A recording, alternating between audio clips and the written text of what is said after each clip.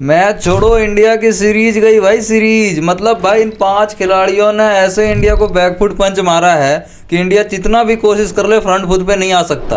अब वो जो 18 साल का इंडिया का ख्वाब था ना कि इंडिया जीतेगी, 18 साल बाद हम इंग्लैंड में जीतेंगे, इस बार भी इंग्लैंड ही इतिहास रचेगा। इंग्लैंड ने इंडिया का भूत बना दिया, मारते मारते धागे खोल दिया बॉल की। भाई जो रूट आदमी है क्या है, ये आदमी है क्या भाई, इसने इतिहास रच दिया भाई। क्योंकि आप इंग्लैंड के लिए बात करेंगे तो सबसे ज्यादा सेंचुरी, सबसे ज्यादा मैचेस एज ए कैप्टन वो इन सब में आगे है।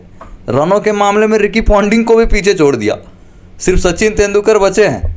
जैक कैलिस, राहुल द्रविड़ सबको पीछे छोड़ दिया यार सेंचुरी पे सेंचुरी, सेंचुरी पे सेंचुरी। 2020 के बाद से एक अलग ही तरीका अपना लिया जो रूट ने। मतलब इतने सारे सेंचुरी कौन मारता है भाई। और इस मैच में भी 150 रन लगा दिए। टीम इंडिया की तरफ से ना तो जसप्रीत बुमराह ना मोहम्मद सिराज, कोई कुछ नहीं उखाड़ पाए भाई। और ऐसा नहीं है कि जो रूट ने अकेले रन मारा है, बेन स्टोक भी 50 जड़ चुके हैं, शतक के करीब वो भी है। वो तो रिटायर हेड हो गए, वरना वो भी शतक मार के जाते हैं। तो ले देख के हम ये कह सकते हैं कि हमारे पास अब कुछ बचा है नहीं। इंग्लैंड ऑलरेडी 186 रन का लीड दे दिया इंडिया को। लियाम डसन भी 21 रन बनाकर खेल रहे हैं। फिर बेन स्टोक है, वो तो अच्छा हुआ कि क्रिस वोक्स का विकेट निकल गया, वरना वो भी शतक मार के जाते। अगर इंग्लैंड 300 साढ़े 300 का लीड दे देता है इंडिया को, तो इंडिया का कहानी खत्म है। इसके बाद बस ड्रॉ का ऑप्शन बचेगा, क्योंकि इंडिया का इतना हिम्मत नहीं है कि 350 रन चेज करने के बावजूद इंडिया इंग्लैंड को और 300-400 रन का लीड देगी। तो कुल मिलाकर बात इतनी सी है कि जैक क्रोली और बेन डकेट ने पहले दिन की शुरुआत की थी, ताबड़तोड़ पारी खेली, 150 रन से ऊपर पार्टनरशिप बनाया, 166 रन की पहली विकेट के लिए पार्टनरशिप टूटी। फिर ओली पोप और बेन डकेट के बीच में छोटी सी पार्टनरशिप हुई, लेकिन फिर जब ओली पोप और जो रूट आते हैं तब एक स्टेबल पार्टनरशिप मिलता है। यानी 197 पे दूसरा विकेट गिरा था, फिर 341 तक आप जाते हो, जी हाँ, फिर 100 प्लस रन की पार्टनरशिप आती है, फिर विकेट गिरता है। वो तो हैरी ब्रूक जल्दी निपट जाते हैं।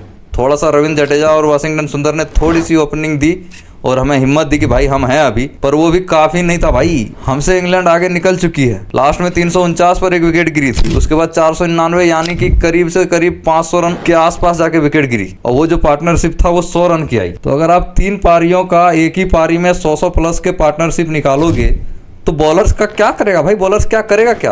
और रही बात सवाल का, तो सवाल तो पूछूंगा। आप जसप्रीत बुमराह की तरफ देखोगे, सिर्फ एक विकेट, 3.4 की इकोनॉमी।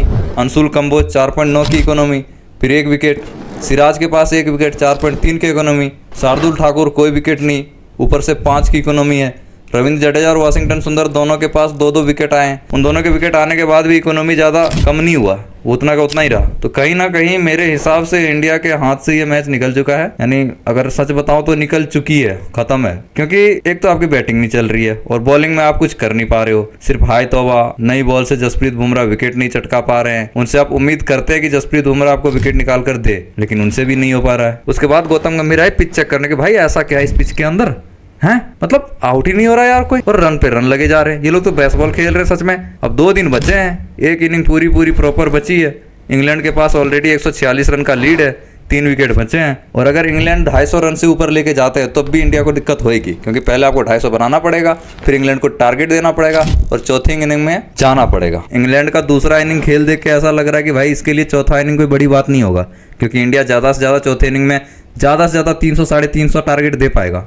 उसके बाद खत्म, क्योंकि 350 के बावजूद इंडिया को 250 और बनाने हैं, मतलब 600 रन टोटल बनाने हैं, तब भी इंडिया नहीं जीत रही भाई। तो कुल मिलाकर बात इतनी सी है, इंडिया इस वक्त बुरी तरीके से फंसी हुई है।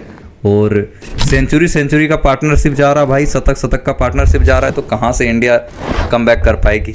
इंडिया का कहानी खत्म हो चुका है। बाकी आपको क्या लगता है, इंडिया में जीतेगी या नहीं जीतेगी? मैंने तो पूरा उम्मीद छोड़ दिया है। कमेंट करके जरूर बताना, और ऐसी वीडियोस के लिए लाइक, फॉलो, कमेंट, सब्सक्राइब जरूर करना। Thank you.